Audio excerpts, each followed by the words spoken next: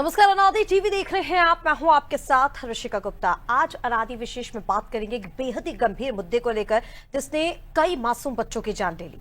मौत परोसने वाले मुनाफाखोर देश को खोखला कर रहे हैं और उनकी इस कारगुजारी ने सरकारी अधिकारी भी उनका साथ दे रहे हैं। मध्य प्रदेश के छिंदवाड़ा और राजस्थान के सीकर, भतरपुर और जैसे जिलों में कफ सिरप पीने के बाद 11 बच्चों की मौत ने इस सच्चाई को उजागर कर दिया।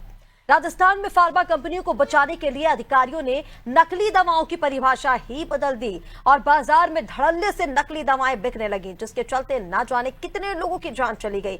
अभी बच्चों की मौत से नकली और जहरीले दवाओं के इस कारोबार का खुलासा हुआ है तो हड़कंप मच गया।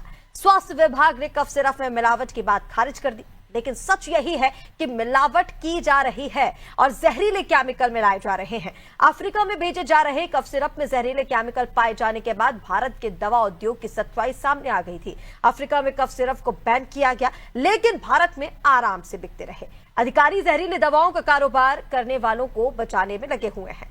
अब जाकर तमिलनाडु ने इन दावों का उत्पादन और वितरण बैन किया।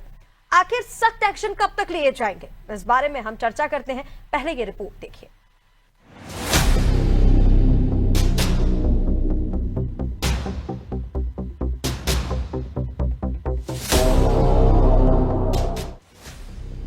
मध्य प्रदेश और राजस्थान में कफ सिरप से 11 बच्चों की मौत की खबरों के बाद केंद्रीय स्वास्थ्य मंत्रालय ने हेल्थ एडवाइजरी जारी करके कहा कि 2 साल से कम उम्र के बच्चों को कफ सिरप नहीं दें।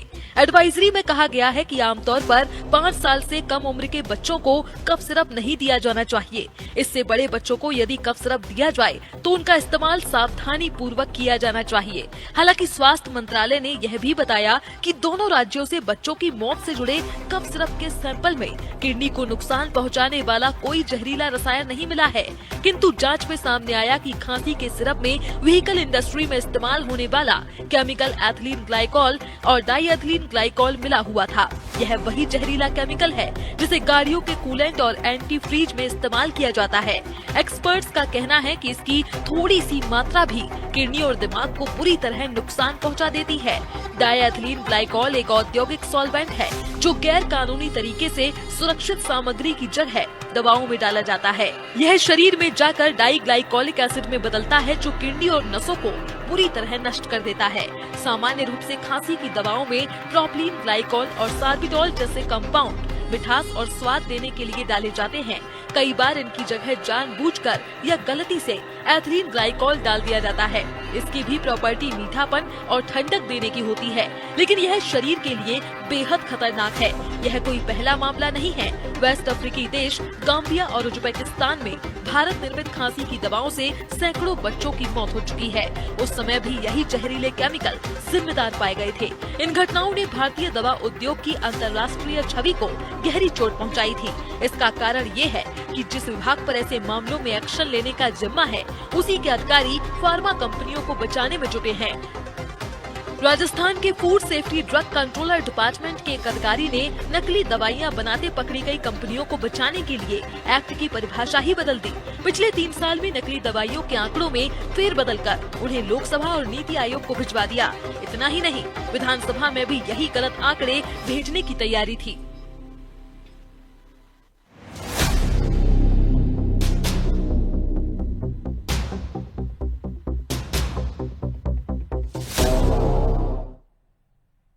तो देखिए, अब इससे मुनाफाखोरी कह लीजिए या फिर लापरवाही कह लीजिए, मध्य प्रदेश और राजस्थान में जिन बच्चों की मौतें हुई हैं वो कफ सिरप की वजह से हुई है। 2 सिरप के जो नाम है वो सामने आ रहे हैं, तो कोल्ड्रिफ है, नेक्सा करके है।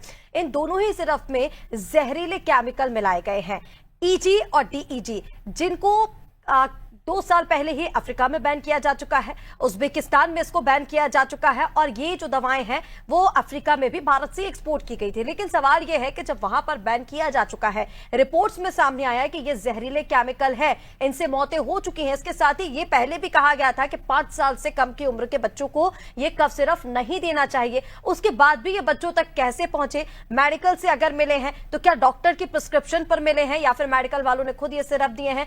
कहां से ये सिरप आ रहे हैं उनको लेकर मैन्युफैक्चरर की गलती है, फार्मा कंपनी की गलती है, या फिर ड्रग इंस्पेक्टर की तरफ से कोई लापरवाही बरती गई, तमाम चीजों को लेकर हम बातचीत करेंगे।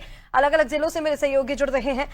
छिंदवाड़ा से हमारे साथ जुड़ रहे हैं सुदेश नागवंशी, जबलपुर से हमारे साथ सोमनाथ मिश्रा जुड़ गए हैं, और इसी के साथ पवन बावरी हमारे साथ जुड़ रहे हैं राजस्थान से। सबसे पहले सुदेश जी के पास चलेंगे। सुदेश, देखिए, छिंदवाड़ा की जहां बात कर रहे हैं, छिंदवाड़ा क्योंकि फिलहाल में अभी ये जो मौतों का सिलसिला चल रहा है इसका केंद्र है, ऐसे में ये बताइए कि इस पूरी मामले को लेकर अभी तक जांच रिपोर्ट कहां तक पहुंची है? देखिए, क्योंकि मध्य प्रदेश में जब से ये मौतों का आंकड़ा बढ़ रहा है, अब यहां पर उप मुख्यमंत्री राजेंद्र शुक्ल ने ये कह दिया कि जो 12 दवाइयों के सैंपल लिए गए उनमें से 3 की रिपोर्ट अभी तक सामने आई है और उसमें कोई भी ऐसा जहरीला पदार्थ नहीं है। ये चीजें कही जा रही हैं, लेकिन वहीं तमिलनाडु में जब इस पूरे मामले की जांच की गई, रिपोर्ट सामने आई, तो उसमें यह कहा गया कि इन सिरप में जहरीले केमिकल मिले हुए हैं और यही वजह है कि उन बच्चों की मौतें हुई हैं। छिंदवाड़ा में फिलहाल क्या स्थिति है सुदेश? जी बिल्कुल बताना चाहूंगा, छिंदवाड़ा जिले के परासिया क्षेत्र में किडनी फेल मामले में 9 बच्चे की मौत हो चुकी है। आज मुख्यमंत्री मोहन यादव ने भी बच्चों की मृत्यु में अत्यंत दुख जताया है। जो सिरप है, कोल्ड ड्रिप सिरप के कारण हुई ये बताया जा संदेह है। और दो सिरप जो है कि जो फैक्ट्री थी तमिलनाडु की कांचीपुरम में, वहां राज्य सरकार ने तमिलनाडु सरकार को जांच के लिए कहा गया है कि ये जो सिरप है उसको बैन किया जाए। वहां पर मोहन यादव ने ये भी दुख जताया है कि तमिलनाडु की सरकार को कोल्ड ड्रिंक और नेक्स्टो डीएस कप सिरप जो कंपनी से सभी उत्पादों पर भी प्रतिबंध लगा दिया गया है। और ये सिरप जो आया हुआ था छिंदवाड़ा के परासिया में, वो जबलपुर से आया हुआ था। जो वहां पे 600 सिरप कोल्ड ड्रिंक सिरप जो था मंगवाई गई थी चेन्नई से, वहां पर से छिंदवाड़ा के परासिया में लेके आया गया था, जो कि डॉक्टरों के प्रिस्क्रिप्शन में ही ये दवा को जो बच्चे भर्ती थे 4 से नीचे के उम्र के बच्चे थे जो किडनी फेल हुई है उनकी। जी बिल्कुल, देखिए सुदेश, जिस तरह से आप जानकारी दे रहे हैं, मुख्यमंत्री डॉक्टर मोहन यादव हालांकि इस पर उन्होंने दुख व्यक्त किया है और इसको लेकर अब मध्य प्रदेश से जो कई दवाएं हैं उनके सैंपल्स लेकर जांच के लिए भेजे भी गए। हालांकि सबसे बड़ा चिंता का विषय तो यही है कि तमिलनाडु में अभी तक इसको लेकर जांच हो चुकी है, जब से निर्देश दिए गए हैं जांच की रिपोर्ट सामने आ चुकी है, लेकिन मध्य प्रदेश में अभी तक जांच रिपोर्ट क्यों सामने नहीं आई? क्योंकि देखिए वही जो सैटरडे संडे है, आज क्योंकि जब हम बात करें आज सैटरडे है, कल संडे है, कल दशहरा भी हो चुका है, लेकिन उसके बाद भी तमिलनाडु में वही रिपोर्ट इतनी जल्दी सामने आ जाती है, मध्य प्रदेश में अभी तक सामने नहीं आई। ये तो एक चिंता का विषय है ना कि इतना गंभीर विषय है लेकिन अभी तक उसकी रिपोर्ट ही सामने नहीं आ पा रही है, कि क्या दिक्कत है? जी बिल्कुल, चिंता का तो विषय है, क्योंकि जिले से लेकर राज्य और सेंट्रल सरकार और जिला स्तरीय की टीम जांच पे लगी हुई है, लेकिन इस ओर अभी कोई जांच रिपोर्ट अभी नहीं आई हुई है। कहीं जो सैंपल लिए गए हैं थे उसके भी औषधि विभाग ने जो सैंपल लिए उसमें भी ये पुष्टि नहीं की जा सकती कि इन्हीं सिरप से इनकी मौत हो चुकी है। लेकिन और जो सिरप है जो उस पे है तो उसमें कूलेंट वगैरह, बैटरी का पानी, ये सब चीजें उस पे बनता हुआ है, लेकिन अभी तक जांच रिपोर्ट में स्पष्ट नहीं हो पाया है कि जांच जो बच्चों की किडनी फेल हो रही है वो किस कारण से हो रही है। ये सब सोचने का विषय है, क्योंकि अभी तक 9 बच्चे की यहाँ पर मौत हो चुकी है। जिला प्रशासन यही बोल रहा है कि कुछ एडवाइस भी जारी कर रहा है कि बच्चों को जो सिरप देना वो सोच समझ के दें, डॉक्टरों के ही कहने पर ही दें। जी बिल्कुल, देखिए सुदेश, और कहीं ना कहीं ये बेहद चिंता का विषय हालांकि बताया जा रहा है। मुख्यमंत्री डॉक्टर मोहन यादव का ट्वीट भी सामने आया जहां पर उन्होंने कहा था तमिलनाडु सरकार को ही, क्योंकि जो कंपनी है जहां पर ये जो सिरप बन रहे थे वहां पर निर्देश दिए गए, फिर उसके बाद वहां से जांच सामने आई। हालांकि वहां से जो रिपोर्ट सामने आई है उसमें खुलासा किया गया है कि ये जो दोनों केमिकल्स है जिनके कॉम्बिनेशन सिरप में पाए गए थे ये जहरीले हैं, इनसे बच्चों के ऑर्गन फेलियर हुए और उसी की वजह से बच्चों की मौत होना फिलहाल बताया जा रहा है। हमारे साथ 2 और सहयोगी भी जुड़े हुए हैं, उनका सीधा रुख कर लेते हैं। सोमनाथ मिश्रा हमारे साथ बने हुए हैं जबलपुर से। सोमनाथ, देखिए जबलपुर एक वितरक केंद्र है जहां से सिरप जो है सप्लाई हुआ, हालांकि यहां पर भी सवाल वितरण को लेकर उठ रहे हैं, स्टॉक को सील किया गया, लेकिन फिलहाल वहां पर क्या संदिग्ध परिस्थिति बनी हुई है? क्या अभी तक भी मेडिकल्स पर इस तरह के जो सिरप है वो किसके निर्देश पर दिए जा रहे थे? क्या डॉक्टर्स की तरफ से प्रिस्क्राइब किए जा रहे थे ये जो सिरप बिके हैं जिनसे बच्चों की मौत हो रही है? देखिए, बता दें ऋचा जी की जबलपुर स्वास्थ्य विभाग द्वारा जब मौत के मामले सामने आए तो उसके बाद वो हरकत में आया और कई दुकानों पे, कई जगह गोदामों पे छापेमार कार्रवाई की गई और छापेमार कार्रवाई में जब्त भी किए गए। और स्वास्थ्य विभाग के संयुक्त संचालक संजय मिश्रा, उनके द्वारा अभी निर्देश भी दिए गए हैं कि जो बिक्री पे उसको टोटल रोक लगा दी गई है और भी विशेष टीम बनाई गई है जो जांच की जा रही है। और संयुक्त संचालक जो संजय मिश्रा अभी छिंदवाड़ा भी गए हुए निरीक्षण करने के लिए, जो कि इस जांच में कुछ खुलासे हुए हैं कि क्या इसमें किया जा सकता है। और सबसे प्रमुख बात है कि स्वास्थ्य विभाग हरकत में जब आता है जब कोई घटना होती है। पूर्व में भी हॉस्पिटल में आग की घटना हुई थी, बाद में जांच करने पे पाया गया था कि वहां पे फायर सेफ्टी नहीं थे। इस तरह के कई सामने जब घटना हो जाती है तब सामने आता है। प्रशासन को चाहिए कि पूर्व में ही इसमें कार्रवाई की जाए, जांच की जानी चाहिए ताकि देखिए किसी प्रकार सोमनाथ, की कोई ये दिक्कत तो नहीं। बहुत जरूरी है कि जब इस तरह की दवाएं मार्केट में आती है तो कई तरह के क्वालिटी चेक उसके किए जाते हैं, चाहे वो ड्रग इंस्पेक्टर की बात कर लीजिए, मैन्युफैक्चरर से लेकर सप्लाई करने तक कई जगह पर चेकिंग इसकी होती है। लेकिन ये हैरानी की बात है कि एक भी जगह पर इस बात का खुलासा नहीं हुआ कि इसमें इतने ज्यादा जहरीले केमिकल मिले हुए हैं। ऐसे में मैं जबलपुर की बात करूं तो देखिए, मैंने आपसे पहले भी कहा था कि ये बताइए, मेडिकल पर जब ये सिरप मौजूद थे तो मेडिकल से बच्चों को जब ये सिरप दिए जाते थे तो मेडिकल वाले खुद इस सिरप की बिक्री करते थे या फिर डॉक्टर्स की तरफ से कोई प्रिस्क्रिप्शन दिए जाता था, पर्चे पर कोई दवाई लिखकर दी जाती थी, उसके बाद बच्चों को ये सिरप दिए जाते थे। इस तरह की ग्राउंड रिपोर्ट आपने बातचीत की होगी मेडिकल वालों से, क्या कुछ सामने आया है? देखिए, बता दें कि पूर्व में इस तरह की जो कफ सिरप लिए जाते थे तो वो एक है, अगर दर ज्यादा लेने पे डॉक्टर की वो चाहिए रहता था, क्योंकि पूर्व में पुलिस द्वारा कार्रवाई की गई थी। जो कफ सिरप है अगर उसकी मात्रा ज्यादा युवा वर्ग भी ले लेता तो एक नशे की नशा करने के उस पे बराबर उसको वो महसूस होता है। तो नशे के जो लत में है वो ज्यादातर कफ सिरप का इस्तेमाल करने लगे थे, जिसकी वजह से जो जिला प्रशासन है और पुलिस विभाग द्वारा बीच में स्ट्रिक्ट किया गया था कि आप कफ सिरप आसानी से आपको मेडिकल स्टोर में नहीं मिलेगा, उसमें आपको एक मात्रा दी जाएगी, तो उसमें एक कफ सिरप दिया जाता था। तो लेकिन अब जिस तरह की इतने जगह जगह मेडिकल स्टोर खुल गए हैं और जो ड्रग इंस्पेक्टर है उनके द्वारा विशेष तौर पर जो जांच नहीं की जाती और कार्रवाई नहीं की जाती, लगातार जब कोई घटना हो जाती तो तब कार्रवाई की जाती, बाकी ठंडे बस्ते में रहता है। हमारे साथ कुछ लोग हैं मेडिकल से भी संबंधित हैं, आइए हम बताते हैं। आप बताएं कि जो आप देख रहे हैं जगह जगह मेडिकल स्टोर खुला है, जो कफ सिरप मिलता था आप खुद देख रहे हैं बड़ी आसानी से मिल जाते हैं, जो कि नहीं मिलना चाहिए, काफी नुकसान रहता है, नशे के लोग भी लेते हैं। क्या करना कहना है?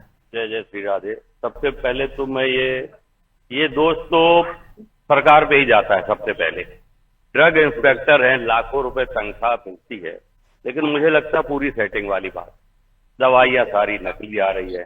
बड़े अफसोस की बात है, मासूम बच्चों का क्या दोष था। और ये नकली दवाइयां जिनकी जांच होनी चाहिए, लेकिन सब मिली भगत से खा पी लेते हैं और काम चलता रहता है। और दुकानें तो ऐसे खुल गई हैं दवाइयों की जैसे पान की दुकान हो, जगह जगह।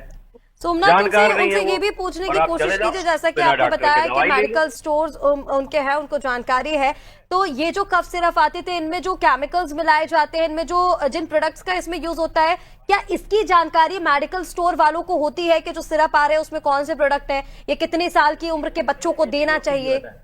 कफ सिरप में क्या मात्रा है, क्या मेडिकल स्टोर वालों को इनकी जानकारी रहती है कि ये कौन सा सिरप है?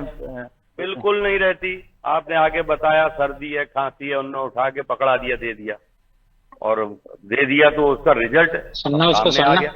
डॉक्टर लिखेगा तो हिसाब से लिखेगा, पे बहुत कड़ाई हो रही है। मतलब बिना डॉक्टर के उसमें, और जो मेडिकल स्टोर भी खुले वो भी झोला छाप, अगर बात की जाए बिल्कुल झोला छाप है।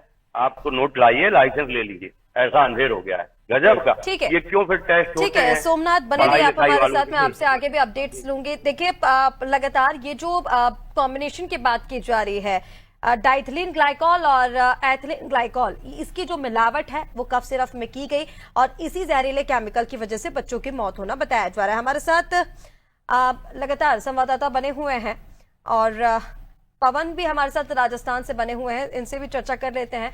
पवन, देखिए मध्य प्रदेश और राजस्थान की बात की जा रही है, जहां पर बच्चों की मौतों का जो सिलसिला है वो जारी रहा। ऐसे में राजस्थान की हम बात करें, अभी तक जांच रिपोर्ट्स में क्या क्या सामने आया? देखिए मैंने पहले भी कहा कि तमिलनाडु में जब यहाँ से निर्देश दिए गए, वहां से जांच रिपोर्ट सामने आ गई, तो अभी तक राजस्थान क्यों पिछड़ा हुआ है? यहाँ पर क्या सामने आ रहा है?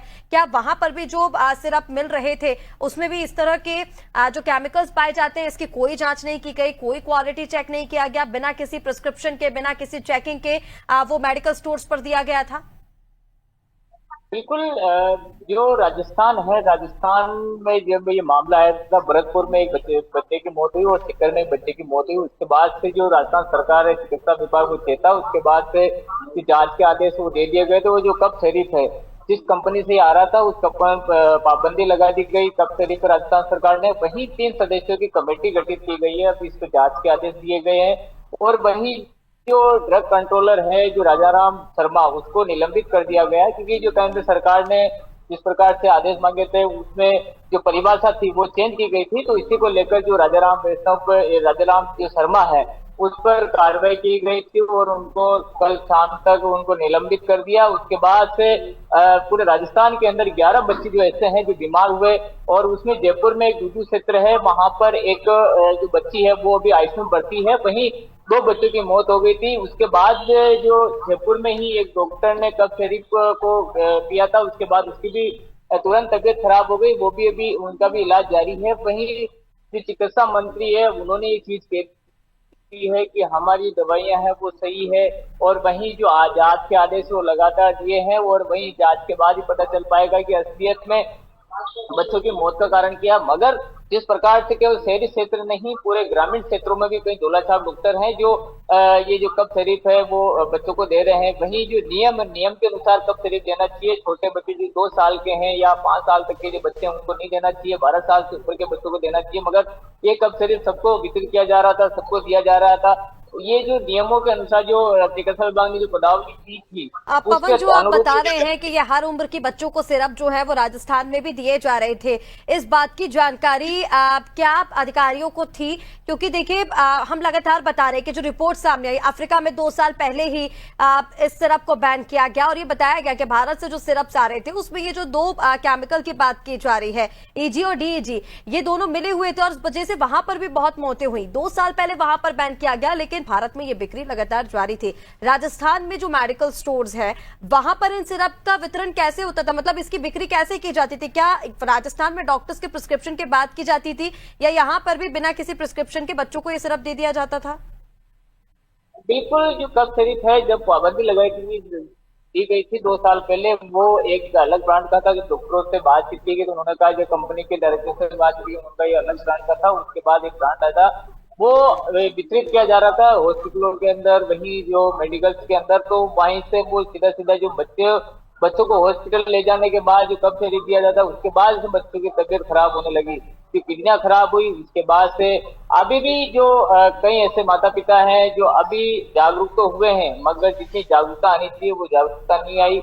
हालांकि चिकित्सा विभाग की बड़ी लापरवाही यहाँ पर सामने आ सकती है, क्योंकि केवल कफ सिरप ही नहीं है, और भी कई ऐसी दवाइयां हैं जिनकी भी जांच होना संभावित है। क्योंकि एक कफ सिरप नहीं, और भी जो कंपनियां बनाती है, किस प्रकार से उसमें केमिकल डाला जाता है, कौन सा केमिकल डाला जाता है, किस प्रकार की जांचें होती है, ये भी बड़ा सवाल निकल के आ जाता है। क्योंकि बिल्कुल पवन जी, कहा आपने, जैसे कि आपने बताया कि और भी ऐसी दवाइयां हैं, और भी ऐसे सिरप्स हैं जिसमें इस तरह के कॉम्बिनेशंस का इस्तेमाल किया जाता है। हालांकि जब यहाँ पर उम्र की बात की जा रही है कि 5 साल की कम से उम्र के बच्चों को ये सिरप नहीं दी जा सकती, लेकिन अगर इस 5 साल से ऊपर के बच्चों को भी दी जा रही है तो वो भी सावधानी के साथ दी जाए, उन बच्चों को निगरानी में रखा जाए, और कम से कम इस डोज का यूज किया जाए। ऐसे में अभी तक जांच में क्या ये पता चल पाया है कि और कितने ऐसे सिरप हैं जिनमें इस तरह के केमिकल्स का यूज हो रहा है, इस तरह के कॉम्बिनेशंस का यूज हो रहा है, और कितना रेयर है ये? क्या हर दवाई में यूज होता है, या फिर बहुत कम ऐसी दवाइयां हैं जिनमें इस तरह के कॉम्बिनेशन यूज होते हैं? इसको लेकर कोई बातचीत हो पाई है?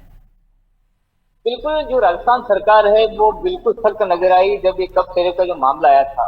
अब जब आपने ये बात की थी कि जिस प्रकार से दूसरी दवाइयों में किस तरह जांच होती है, चिकित्सा जो मंत्री है या चिकित्सा विभाग है वो कहीं ना कहीं दूसरी दवाइयों पे भी अब जांच करवाएंगे, और जांच करवाने के बाद सामने आएगा किस किस केमिकलों का उपयोग किया जाता है। जो कंपनियां हैं जिनको बनाती है उन कंपनियों को भी निर्देश दिए गए हैं कि इनमें जो जांच रिपोर्ट है या फिर जिनको 3 सदस्यों की टीम बनाई गई है दवाइयों को लेकर, राजस्थान सरकार ने 3 सदस्यों की टीम बनाई है। वो टीम जांच करेगी, अन्य दवाइयों की भी जांच करेगी और दूसरी दवाइयों की भी जांच करेगी, क्योंकि राजस्थान सरकार जब से मामला है राजस्थान सरकार सचेत नजर आई, सख्त नजर आई। उसके बाद से इस जो कफ सिरप पे इस पाबंदी लगा दी गई।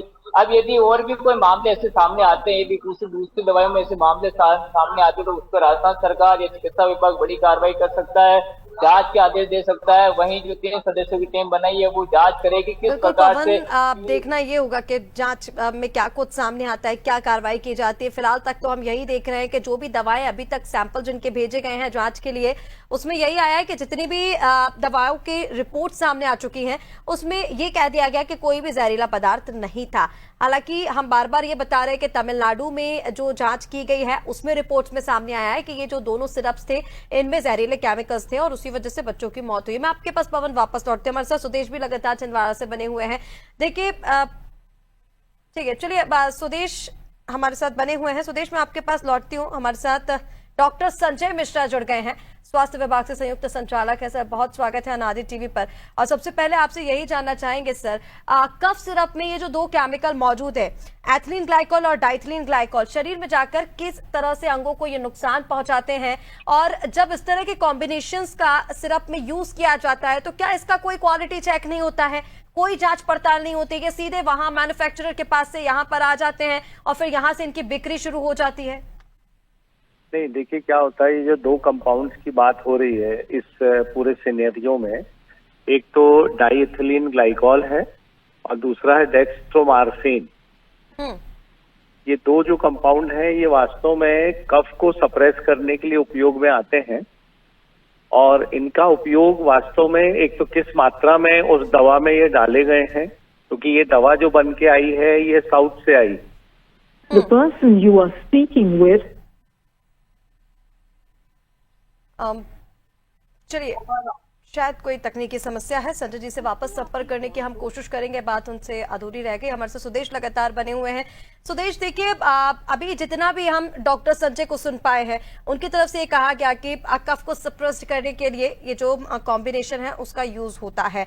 ऐसे में जो खांसी की दवाएं दी जाती हैं, हम छिंदवाड़ा की अगर हम बात करें तो क्योंकि हमने कहते हुए सुना, उप मुख्यमंत्री इस पर ये कह रहे हैं कि जो भी अभी तक रिपोर्ट सामने आई है उसमें किसी भी तरह के जहरीले पदार्थ का खुलासा नहीं हुआ है।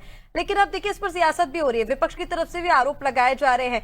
ऐसे में अब स्थानीय स्तर की अगर हम बात करें तो वहां पर लोगों को किस तरह से जागरूक किया जा रहा है कि अगर किसी के पास वो सिरप है भी तो फिर अब उसका इस्तेमाल ना किया जाए? स्थानीय तौर पर क्या कोई अभियान चलाए जा रहे हैं वहां पर छिंदवाड़ा में?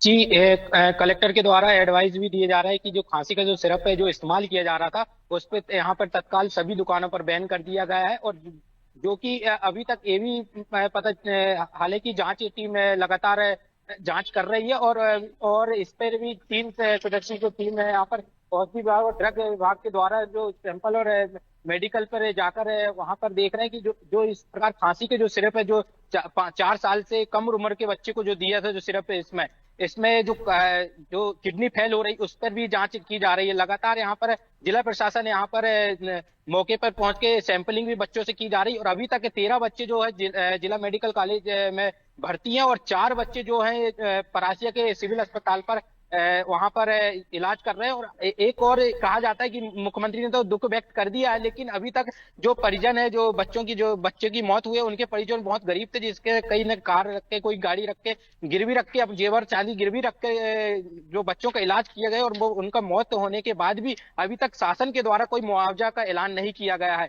हालांकि नागपुर में कुछ 8 बच्चे जो है उनका नागपुर में इलाज कर रहे हैं, जो कि लाखों रुपए से परिजन वहां से भी टूट रहे हैं। और यहाँ पर बिल्कुल देखिए सुदेश, ये तो बेहद चिंता का विषय है क्योंकि एक तो जो माँ बाप अपने बच्चों का इलाज करा रहे थे, जिस तरह से आप बता रहे हैं कि जो स्थिति उनकी थी, अगर उनको इसके बाद भी कोई राहत नहीं दी गई तो ये भी चिंता का विषय है। और फिर कुछ माँ बाप ऐसे भी हैं जिन्होंने अपने बच्चों को खो दिया है, तो उनकी स्थिति तो फिर सोचने योग्य। हालांकि ये कहा जा रहा है कि जांच की जा रही है, जांच के बाद ही कार्रवाई की जाएगी। देखना होगा कि रिपोर्ट्स में क्या खुलासे मध्य प्रदेश में होते हैं। फिलहाल आप सभी का हमारे साथ जुड़ने के लिए बहुत शुक्रिया।